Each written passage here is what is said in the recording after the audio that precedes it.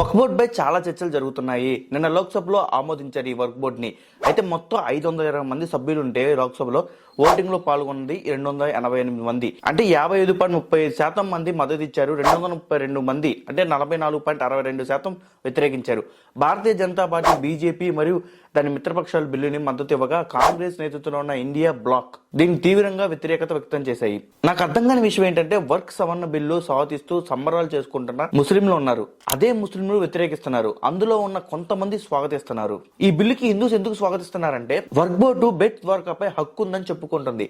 శ్రీకృష్ణుడు జన్మించక ముందే ఇస్లాం పుట్టిందా అని ప్రశ్న కూడా వస్తుంది. 1995 లో వర్క్ బోర్డు ఎగ్జిక్యూట్ అయింది. ఎలా హిందూ టెంపుల్స్ కి సంబంధించిన ఆస్తులు వర్క్ బోర్డు కిందకు వస్తాయి? తీసుకుంటేనే కదా వచ్చేది. తమిళనాడులోని తిరుచపల్లి జిల్లాలో తిరుచెంతెర గ్రామంలో 1500 సంవత్సరాల పురాతన సుందరేశ్వర ఆలయంపై వర్క్ బోర్డు హక్కులు కలిగి ఉందని ప్రకటించింది.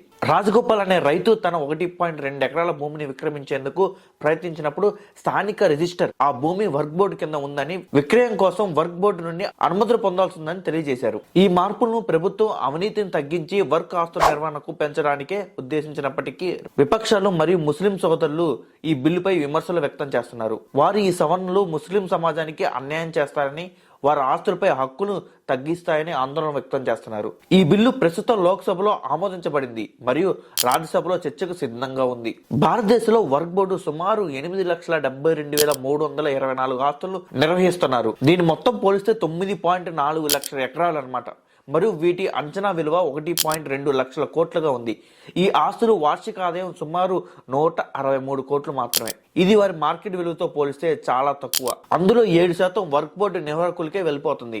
మిగిలిన 93% వర్క్ లక్ష్యాలకు ఖర్చు అవుతుంది. అయితే సంచర్ కమిటీ నివేదిక ప్రకారం ఈ ఆస్తులు సమర్థవంతంగా అభివృద్ధి చేస్తే వార్షిక ఆదాయం 12,000 కోట్లుగా పెరిగే అవకాశం ఉంది. భారతదేశంలో వర్క్ బోర్డు నిర్వహణలో అనేక స్కాములు వెలుగు చూశాయి. 2012లో కర్ణాటక వర్క్ భూ స్కామ్ లో 27 ఎకరాల భూమి అక్రమంగా కేటాయించబడిందని, దీనివల్ల 2 లక్షల కోట్ల నష్టమని నివేదిక తెలిపింది. అదే సమయంలో పశ్చిమ బెంగాల్లోని సిబిఐ సుమారు 1000 కోట్లు విలువ చేసే వర్క్ భూమి దుర్వినియోగం జరిగిందని చెబుతుంది. 2019లో హైదరాబాద్ లోని నకిలీ ఎన్ఓసి స్కామ్ లో వర్క్ బోర్డు అధికారిని లంచం తీసుకున్న కేసులో అరెస్ట్ చేశారు. వర్క్ ఆస్తుల దుర్వినియోగాన్ని నియంత్రించేందుకు ప్రభుత్వం 2025లో వర్క్ సవరణ బిల్లును ప్రవేశపెట్టింది. అయితే ఇప్పటి వరకు ఎంత మొత్తం రికవర్ అయిందో, ఎంత మందికి న్యాయం జరిగిందో స్పష్టత అయితే లేదు. డేటా అస్సలు లేదు. ఇన్ని ఆస్తులు ఉన్నాయి, కానీ మీకు విషయం తెలుసా? దేశంలో ఎక్కువ ప్రాపర్టీస్ ఉన్న ర్యాంకింగ్స్ లో 3వ స్థానంలో ఉంది ఈ బోర్డు. నాకు అర్థం కాదు ఇప్పటి వరకు ముస్లింలు అంటే డబ్బు లేని మైనారిటీ ముస్లిం కి వ్యాపారం పెట్టుకోవడానికి 0 వడ్డీ పథకాలు, ఏ ఇతర పథకాలు ఈ బోర్డు నుంచి అందలేదు.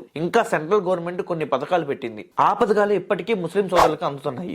భారతదేశంలో ముస్లింల అభివృద్ధి సహాయపడే కొన్ని ముఖ్యమైన పథకాలు ఇవి: షహీర్ వర్క్ సంపత్తి వికాస్ యోజన SWSVY, ఇది వర్క్ బోర్డు వడ్డీ రహిత రుణాలు అందిస్తుంది. సిక్కా ఓర్ కమౌ, ఇది మైనార్టీ యువతకు నైపుణ్య శిక్షణ ఇస్తుంది.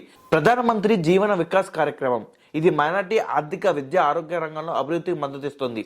Maulana Azad education foundation scheme, ఇది విద్యార్థులకు ఆర్థిక సహాయాన్ని అందిస్తుంది. ఈ పథకాలు ముస్లింకి ఉపాధి మరియు అభివృద్ధికి ఉపయోగపడతాయి. మరి ఇన్ని ఆస్తులున్న వర్క్ బోర్డు ఎందుకు మైనార్టీలకు ఉపయోగపడట్లేదు? గవర్నమెంట్ అడుగుతుంది కూడా ఇదే ఈ బోర్డుని. అయితే రీసెంట్ గా ప్రవేశపెట్టిన బిల్లులో కొన్ని మార్పులు చేశారు. అప్పటికిప్పటికి చాలా చిన్న మార్పులే. వర్క్ బోర్డులో ముస్లిం ఇతర సభ్యులు చేరిక. ఇప్పటి వరకు వర్క్ బోర్డులో పూర్తిగా ముస్లిం సభ్యులే ఉండేవారు. ఈ సవరణ ద్వారా ముస్లిం ఇతర సభ్యులు కూడా చేర్చే అవకాశం కల్పించబడింది. అయితే దీన్ని నేను ఎలా చూడాలి ముందు ఆలోచిస్తాను. ఎందుకంటే వేరే మతంకి సంబంధించిన బోర్డులో అన్య మతస్థులు ఉండాలా లేదా అనేది ఆలోచించాల్సిన విషయం. నేను ఎప్పుడు అనుకునేది ఏంటంటే ఈ ఎన్విరాన్మెంట్ డిపార్ట్మెంట్ తీసేసి హిందూస్ కి కూడా ఫ్రీ టెంపుల్స్ ప్రకటించాలని కోరుకుంటున్నాను. ప్రత్యేకంగా ఒక బోర్డు రావాలని కూడా అనుకుంటున్నాను. అందువల్ల ఈ వర్క్ బోర్డులో వేరే మతస్థులు ఉండాలని అనుకోవడం నేనైతే స్వాగతించట్లేదు. 4వది వచ్చేసి ముస్లిం మహిళలకు కూడా బోర్డులో అవకాశం ఇవ్వడం. ఇది చాలా మంచి పరిణామం. ఇందులో కొన్ని వివాదాస్పదంగా కూడా ఉన్నాయి. సెక్షన్ C, సెక్షన్ 40 ఈ వివాదాస్పదంగా ఉన్నాయి. 1995 ముందు గానీ వెనక గానీ ఏమైనా గవర్నమెంట్ ఆస్తులు ఉన్నాయా, లేకపోతే ఆ స్థలాలు వర్క్ బోర్డు కింద ఉంటే వాటిని రాష్ట్ర ప్రభుత్వం సహాయం ఆ జిల్లా కలెక్టర్ సెంట్రల్ గవర్నమెంట్ కి ఒక నివేదిక ఇస్తాడు. ఇక సెక్షన్ 40, ఈ సెక్షన్ 40ని రద్దు చేసింది సెంట్రల్ గవర్నమెంట్. ఎందుకంటే ఈ సెక్షన్ ప్రకారం వర్క్ బోర్డు ఏదైనా ఆస్తి వర్క్ ఆస్తిగా నిర్ణయించే అధికారం ఉండేది. దీన్ని కేవలం వర్క్ టర్మినల్ గా మాత్రమే సవాల్ చేయగల అవకాశం ఉండేది. అయితే ప్రభుత్వం దీనిని దుర్యోగానికి గురవుతున్న సెక్షన్ గా పరిగణించి వర్క్ ఆస్తుల నిర్ణయం ప్రక్రియను మరింత పారదర్శకంగా చేయడానికి రద్దు చేసింది. ఇదంతా మీరు చూసిన తర్వాత విన్న తర్వాత నా అభిప్రాయం తెలుసుకోవాలి కదా. ఇందులో నా అభిప్రాయం ఏంటంటే, తప్పుంటే ఏ బోర్డు మీదైనా విచారణ జరపాలి. ఈ బోర్డు ఇండియాలోనే ప్రత్యేకంగా ఉంటుంది. అన్ని ముస్లిం దేశాల్లో ఈ board under the control of government గా ఉంటుంది. కానీ దీనికి మాత్రం ప్రత్యేక పవర్స్ ఉన్నాయి ఇక్కడ. ఈవెన్ ఖత్తర్, సౌదీ అరేబియా దేశాల్లో ఎలా అయితే గవర్నమెంట్ అండర్ కంట్రోల్ లో ఉండదో వర్క్ బోర్డు, ఇది కూడా అలానే ఉంటుంది ఇప్పటి నుంచి అన్ని దేశాల్లో ఉన్నట్టు. ఏది మంచి ఏది చెడు అనేది ముందు ముందు తెలుస్తుంది. నాకు తెలిసినంత వరకు ఈ బోర్డు వల్ల ఎంత వరకు ఉపయోగపడుతుందో లేదో తెలియదు, కానీ స్కామ్లు అయితే జరిగాయి. ముస్లింస్ కి అయితే ఈ బోర్డు వల్ల ఏమి ఉపయోగం లేదు. మా ఫ్రెండ్ ఒక ముస్లిం అబ్బాయి ఉన్నాడు. ఆ అబ్బాయి ఫ్యామిలీ నడపడానికి చాలా కష్టపడుతున్నాడు. వాళ్ళ మతం నుంచి తనకి ఎటువంటి సపోర్ట్ లేదు. అలాంటప్పుడు ఈ బోర్డు ఎందుకు? ఇది నా ప్రశ్న. ఇదే కాదు, ఏ మత బోర్డు అయినా ఎందుకు మైనార్టీలకి సపోర్ట్ చేయనప్పుడు, వాళ్ళ మతంలో ఉన్న మైనార్టీలకి? ఇది నా అభిప్రాయం మాత్రమే, ఎవరిని ఉద్దేశించి కాదు. అండ్ మళ్ళీ చెప్తున్నా, ఏ మతాన్ని కించపరచాలనో ఈ వీడియో చేయలేదు, ఏ మతాన్ని పోడాలనో ఈ వీడియో చేయలేదు. ఉన్నది ఉన్నట్టుగా చెప్పాను. ఇది డేటా తీసుకొని చెప్తున్నాను. నేను చెప్పిన దాంట్లో ఏ ఒక్కటి తప్పు లేదు. అండ్ నేను ఎక్కడ పొగడలేదు, ఏ మతాన్ని నేను ఎక్కడ తిట్టలేదు, ఏ పార్టీని ఇందులో నేను ఇన్వాల్వ్ చేయలేదు. నాకు తెలిసినంత వరకు ఈక్వల్ గా చెప్పాను. సో ఈ బిల్లుపై మీ అభిప్రాయాన్ని కామెంట్ బాక్స్ లో కామెంట్ చేయండి. ఈ వీడియో మీ ఫ్రెండ్స్ ఖచ్చితంగా షేర్ చేయండి. అండ్ సబ్స్క్రైబ్ చేసుకోవచ్చు కదా నా ఛానల్, ప్లీజ్. మళ్ళీ కలుద్దాం వేరే వీడియోలో.